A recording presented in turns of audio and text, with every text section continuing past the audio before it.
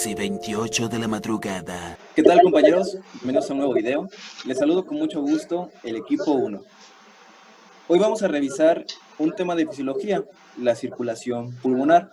Primero hablaremos un poco de generalidades sobre la anatomía fisiológica y después vamos a revisar más a fondo el capítulo. Sin más que decir, comencemos. Ok, la anatomía fisiológica del sistema circulatorio pulmonar consta de dos circuitos, un circuito de alta presión y un circuito de baja presión.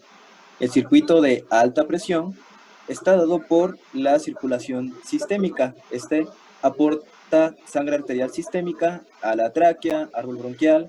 Aquí están incluidos los bronquios terminales, los tejidos del sostén del pulmón y las capas exteriores de las arterias. Sería de acá, saldría de la sistémica.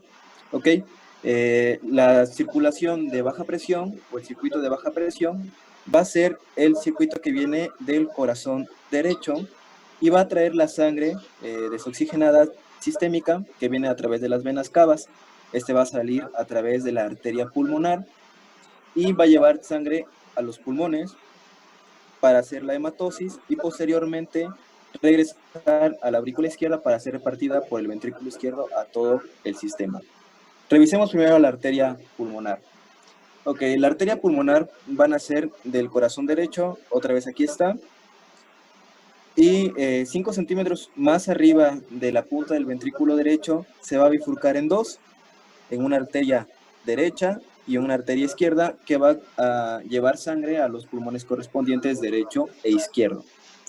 Aquí la característica principal de estas arterias pulmonares es que tienen una pared delgada, más o menos de 1/3 de la pared de la arteria aorta, y tienen un diámetro interno más grande. Esto quiere decir que pueden llevar más flujo, por eso es de alto flujo y baja presión, y tienen bastantes propiedades de distensibilidad. Por otra parte, las venas pulmonares, que son estas ilustradas aquí en rojo, son todas estas ilustradas en rojo, van a llevar la sangre oxigenada después a la aurícula izquierda para ser repartidas por el ventrículo izquierdo. Ok, ahora revisaremos los vasos bronquiales. Los vasos bronquiales no se ven ilustrados en esta parte, pero, permítanme, más o menos saldrían de esta altura de la arteria aorta y irían directo a los tejidos de sostén del pulmón, como lo habíamos comentado, el tejido conjuntivo, los tabiques, los bronquios grandes y pequeños. La siguiente diapositiva, por favor. En estas dos imágenes tenemos ilustradas las arterias bronquiales de este lado. Aquí se ve, acá están señalada el nombre y acá está señalada las arterias que nacen de la arteria aorta. Del otro lado tenemos a las arterias pulmonares, que son estas, que nos traen sangre parcialmente desoxigenada, llegan a las láminas alveolares donde hacen la hematosis, se oxigenan y regresan a través de las venas pulmonares hacia la aurícula izquierda. La siguiente, por favor. El pulmón también va a tener un drenaje linfático. Esto nos sirve para regular la presión hidrostática. Los vasos linfáticos se encuentran esparcidos en todos los tejidos de soporte, comienzan en los espacios tisculares que rodean a todos los bronquios y salen a través del ilio pulmonar. En esta parte salen y van a drenar principalmente al conducto linfático torácico derecho, donde va a drenar todo el líquido linfático. Ok, continúa mi compañera Amy.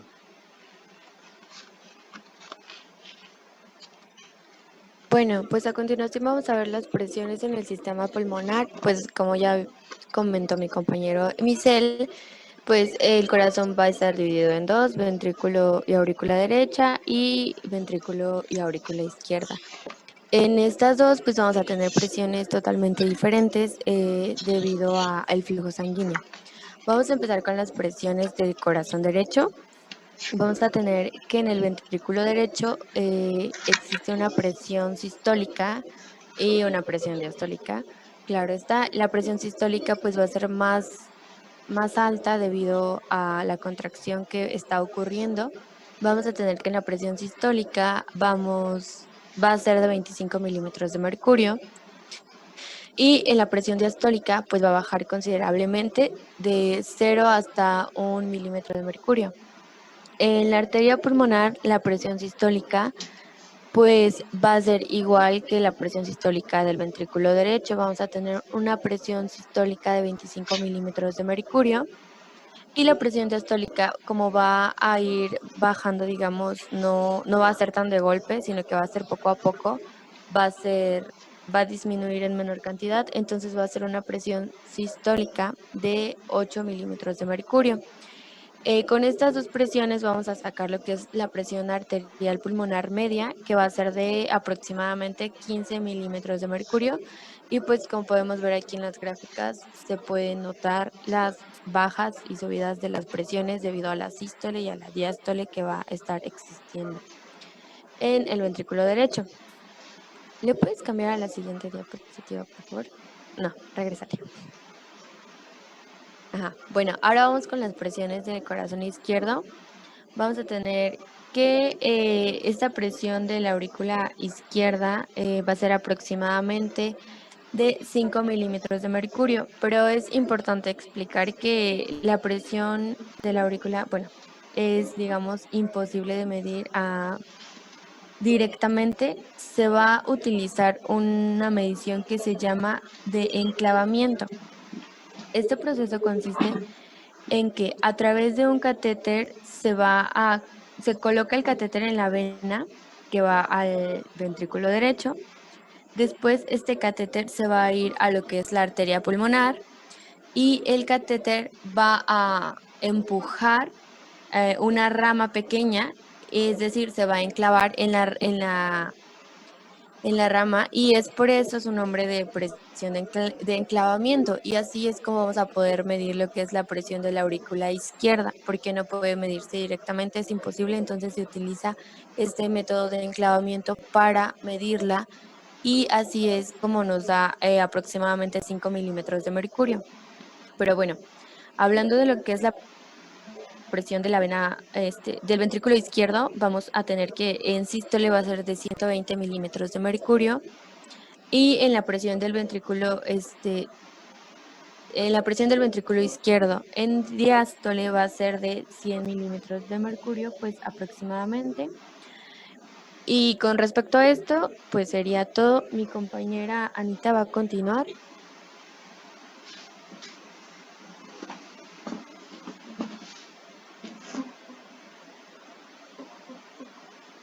Una hora después.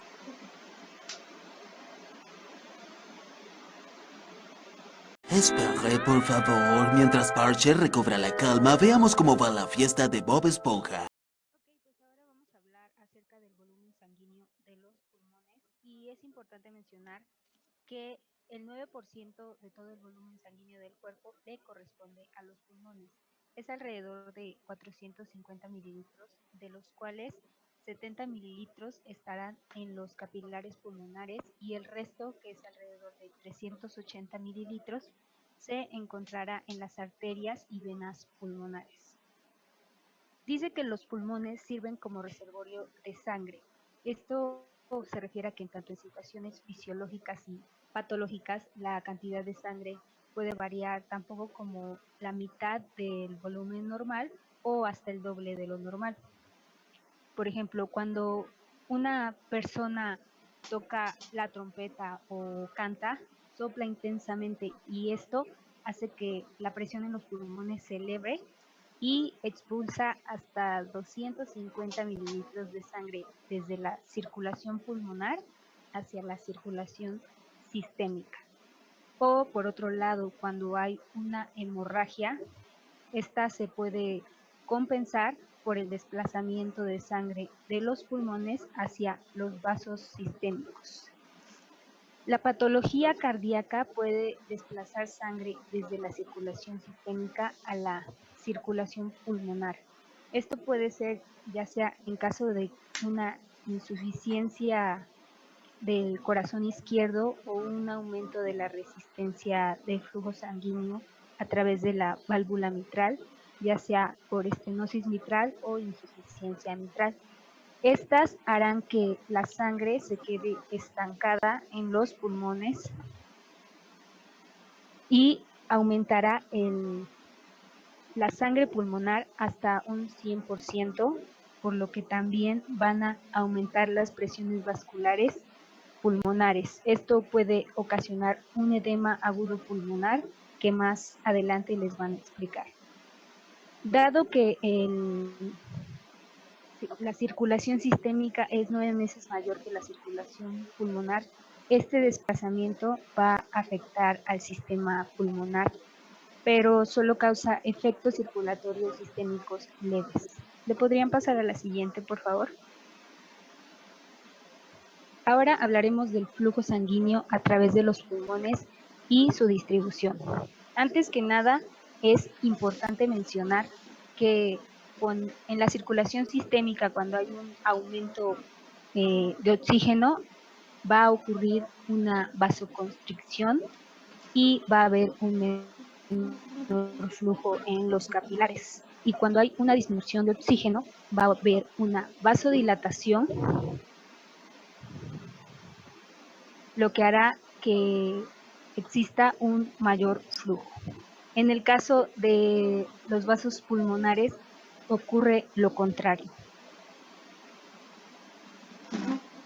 Cuando hay una disminución por debajo del 70% de oxígeno, que es menos de 73 milímetros de mercurio de presión de oxígeno, los vasos pulmonares se van a constriñir y va a haber un aumento de resistencia vascular 5 veces más.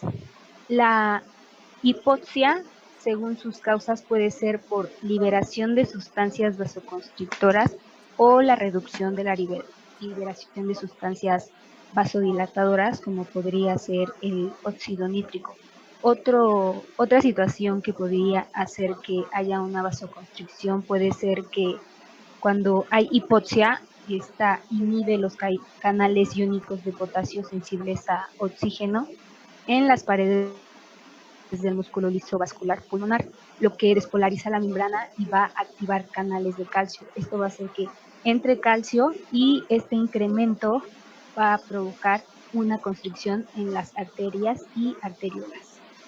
Todo esto va a tener una función, la cual es que cuando hay un bajo nivel de oxígeno en los alvéolos, se van a constriñir los vasos y esto hará que la sangre en los vasos constriñidos, como está más oxigenada, buscará una salida hacia los vasos que están más dilatados y donde hay un mayor flujo y la sangre está más oxigenada, proporcionando así un sistema de control automático para distribuir el flujo sanguíneo a las zonas pulmonares en proporción a las de las presiones alveolares de oxígeno. A continuación, mi compañero continuará.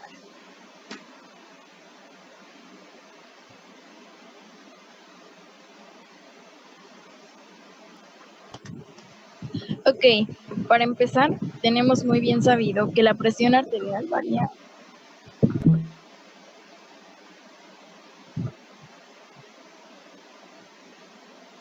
varía dependiendo el sitio del cuerpo. Hay una gran diferencia entre la presión de los pies a la presión de una zona cercana al corazón. Esto no va a ser más que el efecto de la presión hidrostática, o sea, de la gravedad en sí. Se supone que en un adulto sano tiene unos 30 centímetros de distancia los pulmones entre su base y su vértice, lo cual nos adelanta una diferencia de 23 milímetros de mercurio. Este gradiente va a generar una notable diferencia en 3 partes del pulmón, principalmente.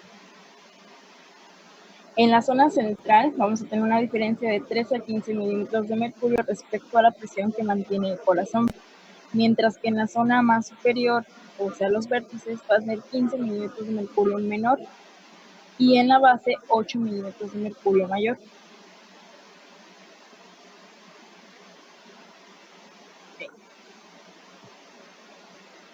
Esto como tal va a interferir en la presión capilar pulmonar. ya que esta mantiene distendidos los capilares, y también vamos a tener la presión de aire alveolar, la cual comprime los capilares. Con esto se plantean 3 posibles zonas, en la cual la primera, la zona 1, estará ausente de flujo, por lo tanto es patológica. Esto se da cuando la presión de aire alveolar es mayor que la capilar. Esto pudiera encontrarse en los vértices pulmonares o en la porción más superior de los pulmones. Puede aparecer porque la presión arterial ha disminuido, por ejemplo, por una hemorragia. Y en cuanto a la zona 2, esta mantiene un flujo intermitente durante la diástole, pero no durante la sístole. En esta prácticamente el capilar se cierra y finalmente depende de la diferencia de las presiones. Esta zona la ubicamos en la parte central de los pulmones. La tercera y última zona tiene un buen flujo sanguíneo. Este es alto y continuo porque la presión capilar es superior a la alveolar. Esta zona la podemos ubicar en la parte inferior de los pulmones.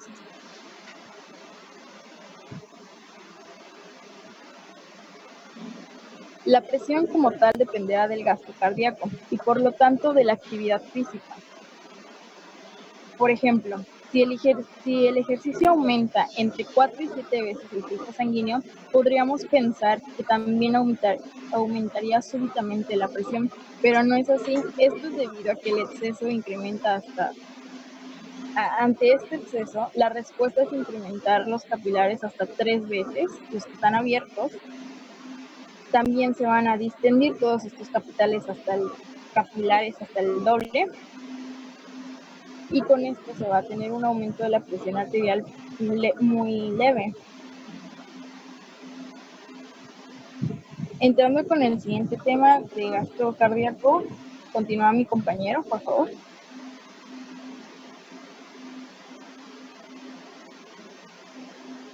Hola, buenas noches. Yo voy a explicar lo que es la dinámica capilar pulmonar y cómo es el flujo sanguíneo a través de todos los vasos arteriales. Primero, hay que tener en cuenta algo de la anatomía que ya se habló al principio. Y algo importante aquí es analizar que las paredes de los alvéolos, déjenme escribir, las paredes de los alvéolos, estamos viendo aquí, están muy adosados entre sí, principalmente los capilares. Estos capilares que están muy juntos y muy pegados a todas las láminas o a las barreras hematogaseosas, a veces por eso se dice que es una lámina de flujo. ¿Por qué? Porque los capilares están tan cerca unos de otros que se denomina lámina.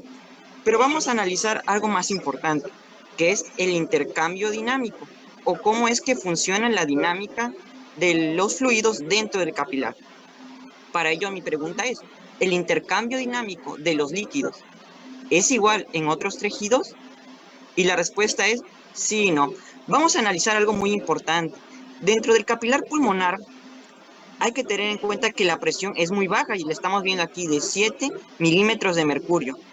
Y cuando hablo de presión capilar me estoy refiriendo a la presión hidrostática, la presión que ejerce la sangre por los vasos arteriales. Y a diferencia de los tejidos, es muy baja. Vean, aquí lo estamos viendo, es de 7, la de los capilares en los tejidos es de 17. Otra cosa también, que la presión en el líquido intersticial es negativa, es de menos 8 milímetros. La presión coloidosmótica también es muy fuerte dentro del intersticio capilar, es de 14. Entonces, si tenemos claro estos conceptos de presión hidrostática y presión coloidosmótica dentro y fuera del capilar, vamos a entender también cómo podrían suceder problemas patológicos, como es el edema. ¿Sí le podrían cambiar a la siguiente diapositiva, por favor? Ok. Y aquí vamos a analizarlo más a fondo, que son las interrelaciones que hay entre la presión intersticial, o sea, la presión que hay fuera del capilar, y la presión dentro del capilar pulmonar. Vamos a tener en conclusiones que la fuerza normal va a ser de salida, y ahorita vamos a analizar por qué. Dentro del vaso sanguíneo, la presión hidrostática que ejerce la sangre sobre las paredes es aproximadamente de 7 milímetros de mercurio. La presión coloidosmótica, que va a estar dada por todas las proteínas que están circulando, va a ser de 14. Y la presión negativa de salida del líquido intersticial, que es de 8 milímetros de mercurio, que es esta de aquí. Y como estamos viendo, es negativa, o sea, es de absorción. Por lo tanto, si nosotros sumamos todas las fuerzas que ejercen salida por fuera del capilar, vamos a tener que la fuerza total es de 29 milímetros de mercurio. Pero hay algo que lo está contrarrestando, y en este caso es la presión coloidosmótica fuera del capilar, que sería todo esto. La presión fuera del capilar sería de 28, que si hacemos la relación o lo disumamos, daría como resultado más 1, o sea, una presión positiva. Esto nos quiere decir que el líquido que fluye por los capilares pulmonares siempre tiende a salir del capilar hacia el intersticio. Ahora bien, si la sangre que circula por el capilar tiende a salir, obviamente debe de haber líquido fuera del vaso sanguíneo que esté en relación con el alveolo.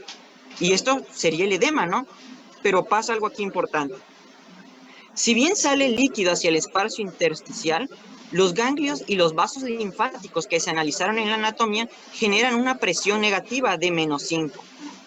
Entonces, todo ese líquido que sale del capilar con una fuerza neta de más 1 milímetro de mercurio va a ser reabsorbido por este capilar linfático.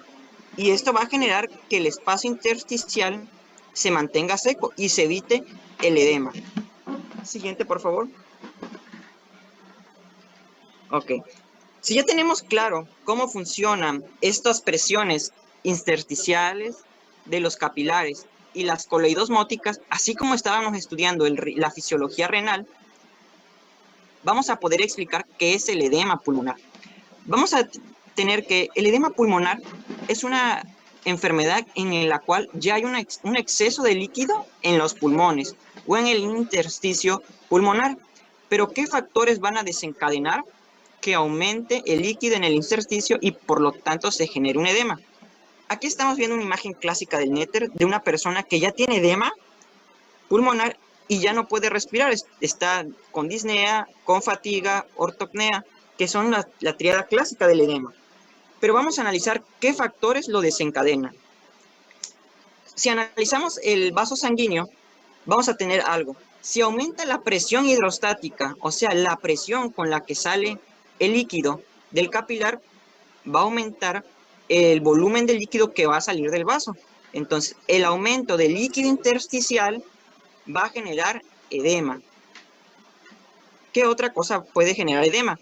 Que los vasos linfáticos no estén reabsorbiendo ese más 1% de líquido que está saliendo hacia el intersticio y que en vez de reabsorberse en el linfático, se quede. ¿Qué otra podría ser?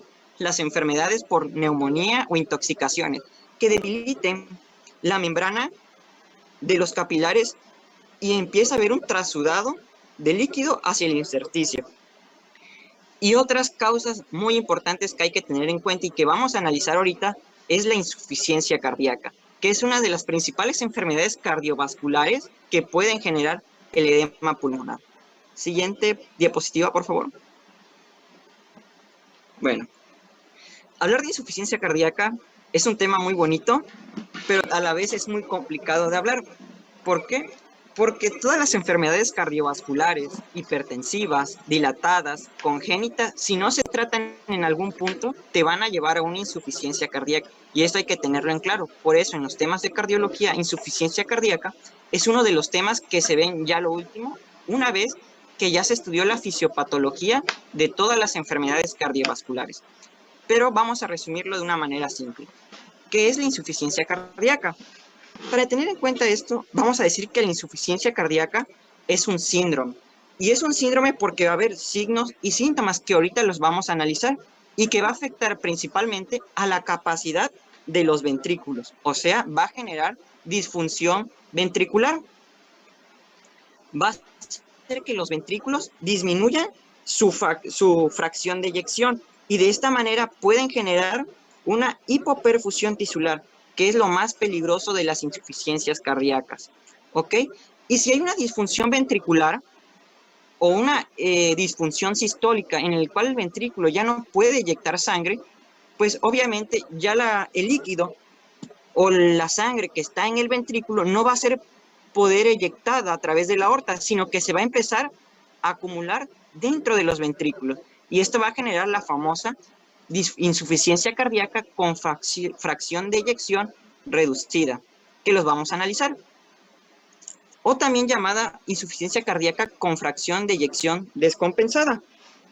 Para la mayoría de nosotros, o la maravilla del cuerpo humano, vamos a tener que hay mecanismos compensadores que van a regular o que van a evitar que la insuficiencia siga progresando, como son el eje sistema renina-angiotensina, la actividad del sistema nervioso simpático, la secreción de la hormona antidiurética, pero que son condiciones fisiopatológicas que no están dentro de la presentación y que vamos a analizarlo posteriormente. Siguiente, por favor.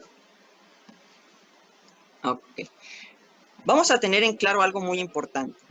Vamos a hablar sobre la insuficiencia cardíaca principalmente del lado izquierdo, porque la insuficiencia cardíaca del lado izquierdo es la que me va a generar el edema pulmonar. Esta imagen que tengo aquí, que la extraje del Néter de cardiología, es muy bonita porque te divide el corazón en dos corazones, el corazón derecho y el corazón izquierdo. El corazón derecho, como ya sabemos, a través de las venas cavas inferiores y superiores, van a recoger toda la sangre de la circulación sistémica y la van a drenar dentro del ventrículo derecho. Es sangre desoxigenada.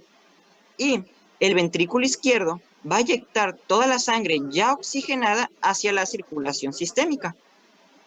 Pero vamos a analizar esta imagen, que es muy importante para entender la insuficiencia cardíaca y principalmente el edema. Si vemos que hay una acumulación de sangre, ejemplo, hay una acumulación de sangre en el ventrículo derecho, la sangre va a empezar a retornar hacia los vasos inferiores a través de la vena cava, va a regresar la sangre y va a generar hepatomegalia y edema periférico. Pero en la insuficiencia cardíaca del lado izquierdo, la sangre tiende a irse de nuevo hacia la aurícula. Se va de nuevo hacia la aurícula y por lo tanto se va otra vez hacia la vena pulmonar. Y es aquí donde se produce el edema. Como analizamos anteriormente, si aumentaba el volumen sanguíneo, aumentaba la cantidad de sangre que circula por el vaso. Y si aumenta la cantidad de sangre por el vaso, estamos hablando que la presión hidrostática capilar está aumentada. O sea, la sangre tiende a salir ahora del capilar. Sale del capilar, se va al alveolo y se va al intersticio. Y esta me va a generar el famoso edema. Y lo estamos viendo acá. Veamos cómo la sangre se empieza a regresar a través de la vena pulmonar y ahora la sangre, como está aumentada la presión hidrostática, empieza a irse hacia el alveolo, pero no solo hacia el alveolo, sino también hacia el espacio intersticial. Y de esta manera tenemos allá al alveolo edematizado, lleno de líquido, no solo dentro de él, sino afuera. Siguiente diapositiva, por favor. Muchas gracias. Y bueno, hablemos un poco sobre el líquido en la cavidad pleural. Hay que mencionar que entre las pleuras parietal y visceral existe un espacio virtual en el cual se guarda un líquido de carácter mucoso rico en proteínas, pero realmente es una cantidad muy mínima porque es un líquido intersticial que se desplaza continuamente a los espacios pleurales. Este va a servir para facilitar el desplazamiento de los pulmones. Si este líquido se llega a acumular de una cantidad excesiva, tendremos un derrame pleural. Este puede ser ocasionado por una obstrucción del drenaje linfático. Puede ser también ocasionado por insuficiencia cardíaca, ya que esta alteraría las presiones excesivamente y aumentaría entonces la trasudación de este líquido. O también podría ser por una disminución del plasma que va a permitir que igualmente aumente esta transfusión. También podría darse por una infección, ya que estas generalmente tienden a interferir en la permeabilidad capilar de las pleuras.